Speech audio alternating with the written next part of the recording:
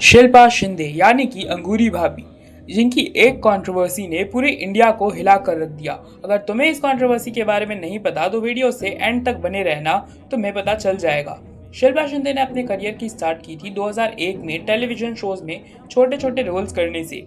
उन्होंने multiple shows में side roles और सपोर्टिंग कैरेक्टर्स प्ले किए, पर उन्हें असली फेम मिला 2014 के शो चिड़ियाघर से। चिड़ियाघर में उनके कोयल का कैरेक्टर लोगों ने बहुत पसंद किया, पर इस शो को उन्होंने 2013 में छोड़ दिया, फिर 2014 में वापस ज्वाइन कर लिया और जून 2014 में दोबारा से इस शो को छोड़ दिया, ये रीज़न देते हुए कि उनके क्रिएटिव डायरेक्शंस प्रोड्यूसर के साथ मैच नहीं कर रहे और उन्हें अब इस शो में अपना कैरेक्टर कुछ खास पसंद नहीं आ रहा है। इसी के एक साल बाद उन्हें मिला अपना दूसरा शो भाभी जी घर पर हैं। ये शो रातों रात हिट हो गया और उनका कैरेक्टर अंगूरी भाभी रातों रात इतना ज़्यादा फेमस हो गया कि अब वो एक टीवी कैरेक्टर से बदल के हाउस होल्ड नेम बन चुका था। उनकी बोले जाने वाली हर एक लाइन इंडिया की मीन सेंसेशन बन जाती थी। शिल्पा शिंदे को सिर्फ एक साल के अंदर बहुत ज़्यादा फेम मिल गया, पर 2016 में उन्होंने इस शो के प्रोड्यूसर संजय कोहली के ऊपर सेक्सुअल असॉल्ट का केस लगाते हुए इस शो को भी छोड़ दिया। उन्होंने कहा कि इस शो में उनके कॉन्ट्रैक्ट और पेमेंट डिस्प्यूट्स चल रहे थे शो के प्रोड्यूसर के साथ।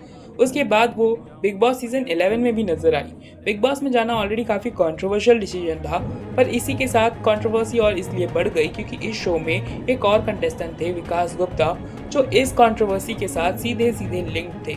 शिल्पा शिंदे और विकास गुप्ता का फेस ऑफ पूरे सीजन में चलता रहा और ये ऑल ओवर इंडिया काफ़ी ज़्यादा वायरल हुआ। इसके बाद जून 2018 को शिल्पा शिंदे इस सीजन को भी जीत गई, जिसके बाद उनका करियर कहीं ना कहीं काफ़ी ऊपर चला गया। और वहीं पे संजय कोहली अब तक सेक्सुअल हैरेसमेंट का केस पूरी तरीके से हार चुके थे। दिसंबर 2025 में संजय कोहली ने भाभी जी घर पर है 2.0 वर्जन में शिल्पा शिंदे को एज ए अंगूरी भाभी दोबारा से कास्ट किया और वो इस शो में वापस भी आ गई। इस चीज ने ऑडियंस को काफी ज्यादा कंफ्यूज कर दिया कि जो कंट्रोवर्सी नेशनल लेवल पे चली थी, आखिर उसके बाद इन दोनों के बीच में सब कुछ सेटल कैसे हो गया।